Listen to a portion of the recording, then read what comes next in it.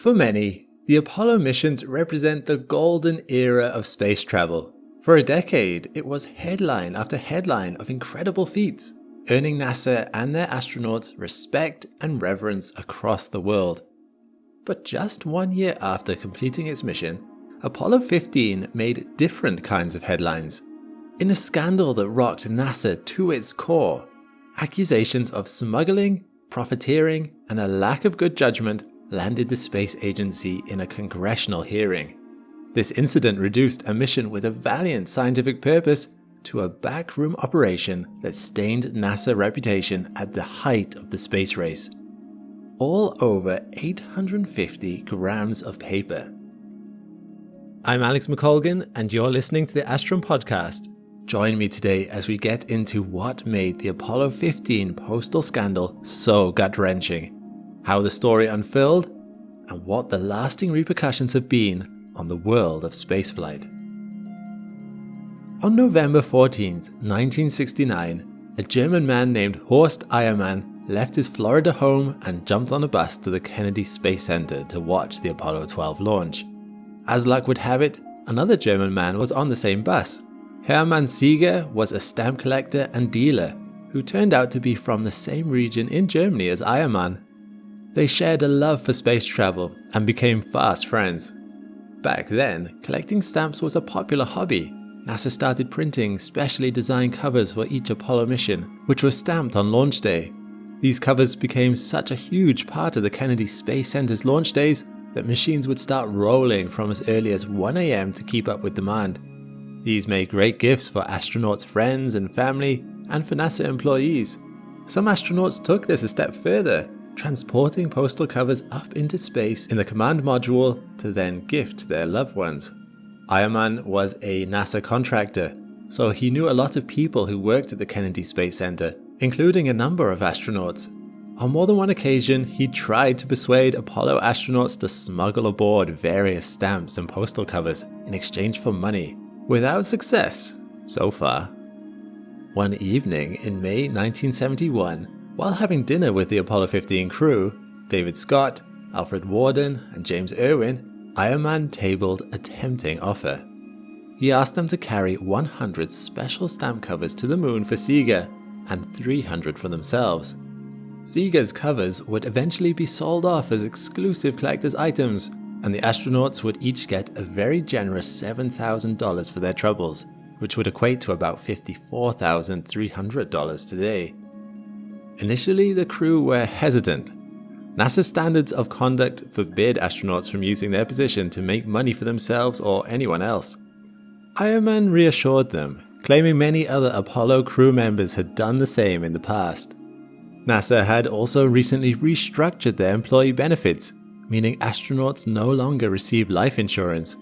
Space is a hostile environment, no matter how many security measures you put in place, and being an astronaut is not a risk-free occupation. Eiermann played on this by convincing them that the money could be put aside to care for their families should the unthinkable happen on the mission. It was, and still is, fairly normal for astronauts themselves to take personal souvenirs on missions. Of course, all these personal items need pre-approval from NASA before they could fly to ensure the articles are safe for space and compliant with weight restrictions. Alan Shepard brought up a few golf balls, a modified golf club head, and famously played golf on the moon. Buzz Aldrin carried on board a communion wafer and a vial of wine. Several astronauts carried postal covers on their missions for friends and family back home. These were all approved by NASA prior to launch day.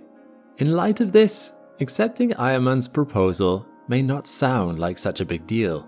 However, just a few months prior, the Apollo 14 crew had taken some silver medallions aboard the spacecraft without NASA's knowledge. It was a deal brokered directly between the astronauts and the production company, the Franklin Mint.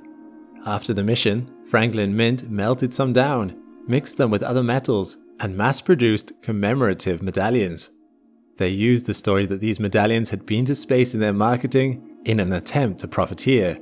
Because the Apollo 14 crew hadn't taken any money for their role in facilitating this, they didn't get into any trouble. The scandal didn't become the moral stain on NASA's reputation it could have been. Remember, this is all happening against the backdrop of the Cold War. Public interest in the space race was at its peak, and astronauts held celebrity status. Everything that could reflect poorly on American success and NASA's integrity was not acceptable. In light of these events, NASA's Director of Flight Crew Operations, Deke Slayton, had expressly warned the Apollo 15 crew against taking anything into space that could make money either for themselves or others. They couldn't afford more bad press after what happened with the Apollo 14 medallion scandal. With this in mind, it might surprise you to hear the Apollo 15 crew eventually accepted Iron Man's deal, but only on the condition that absolutely no sales were made until they retired from NASA. Independently of the agreement with the Germans, it's important to mention another interested party who came to the crew with a similar request. Retired film director and stamp collector F. Herrick Herrick asked Worden to take 144 covers into space on his behalf.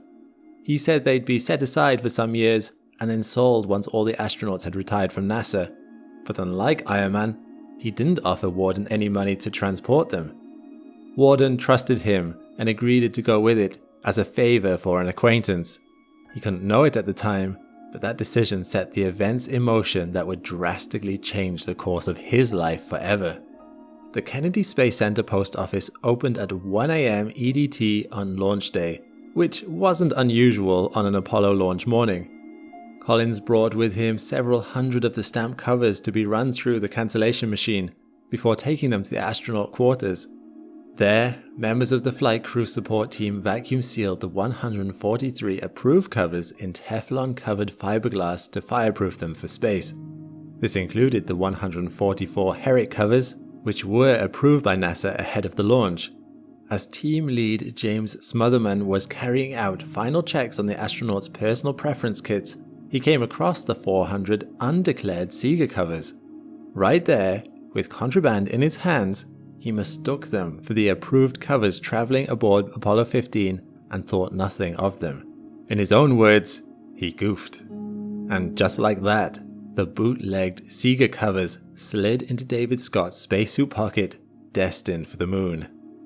In terms of space exploration, the Apollo 15 mission was a success. It was the first mission to use the Lunar rover, giving the crew greater surface mobility to support geological investigations. They also stayed on the moon for almost 3 days, longer than any crew before them, thanks to engineering advancements of the lunar module that allowed carrying a heavy payload.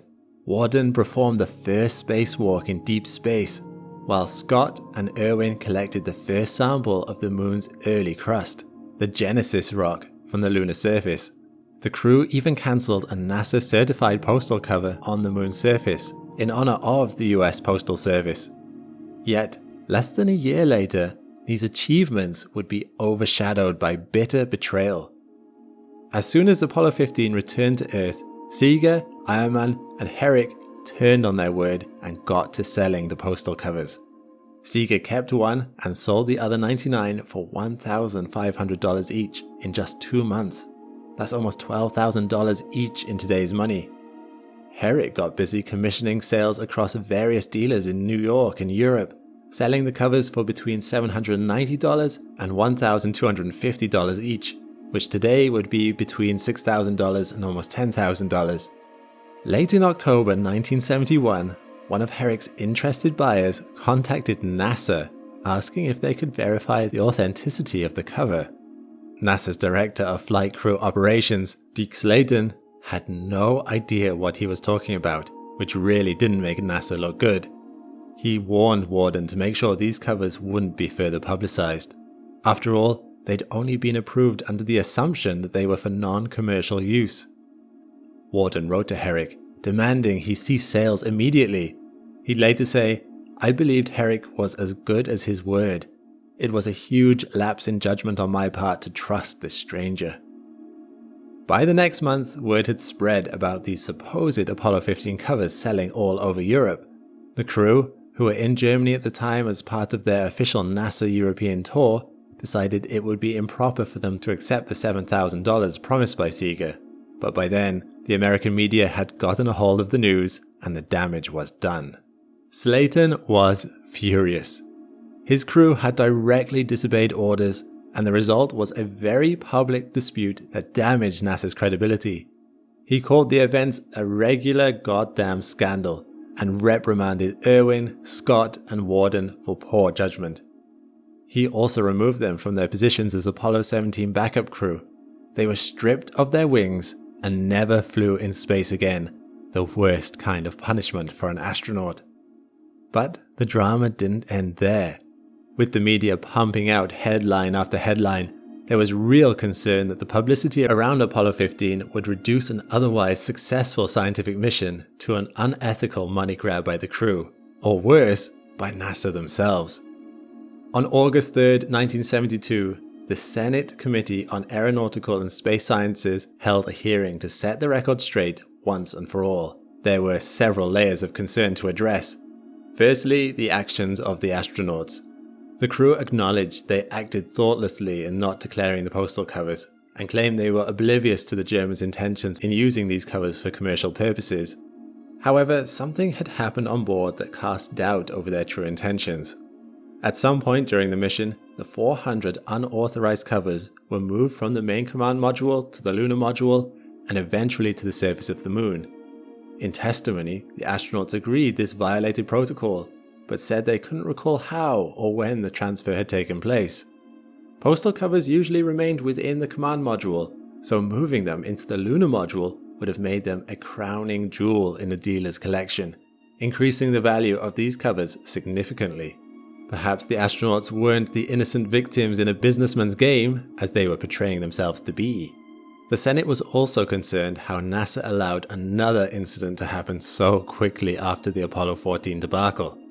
The postal covers dispute made NASA look incompetent, with no idea what its employees were doing, what was being taken aboard missions, and individuals putting personal gain over the public interest of the agency.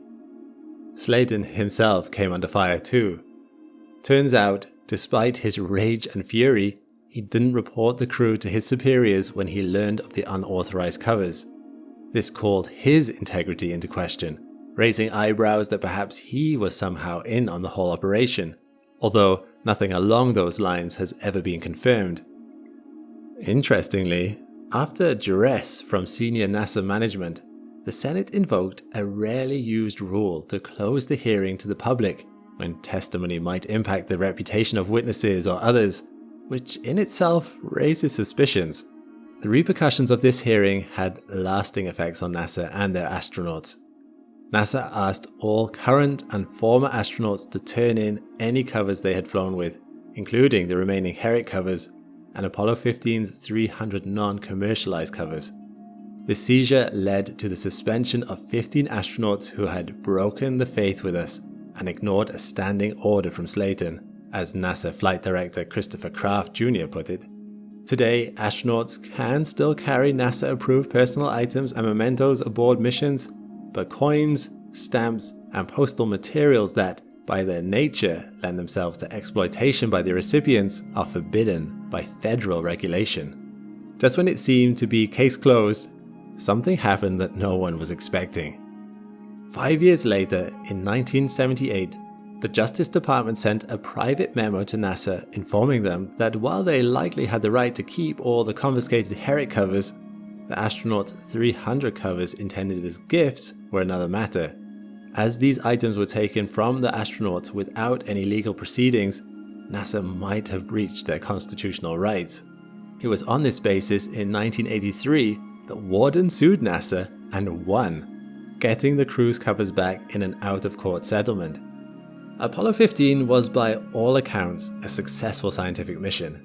However, it was also overshadowed by a scandal that called NASA's competence into question and stained the image of the astronaut as the infallible hero. While it does seem wrong to try and profit off such a mission, some were firmly on the astronaut's side. It was perceived by some that they were being punished for behavior that wasn't new to NASA, says Shopman, an expert in stamp history. Today, Seeger covers are all over the world, mainly in private collections. Only 4 ever made it to public sale, with the latest selling for over $55,000 in 2014, which would be close to $70,000 today. Still, the questions remain. Were the astronauts really just unfortunate pawns in an opportunistic business game? Or were they in it for personal profit? Was NASA oblivious to what was going on? Or were more people in on this? I don't think we'll ever know. This is a story that highlights how even a noble pursuit like space exploration isn't free of opportunists. Curiosity, ambition, and ingenuity are all part of human nature, but so are worldliness and self-interest. In that way, the story is a stark reminder of the importance of honor and honesty, personal duty and dignity in public service, and that virtues like these truly are priceless. Well, that's all we have time for today. If you like what you've heard, please feel free to follow us for more podcasts on other fascinating space topics. But for now, I'm Alex McColgan, and this has been Astrum. All the best, and see you next time.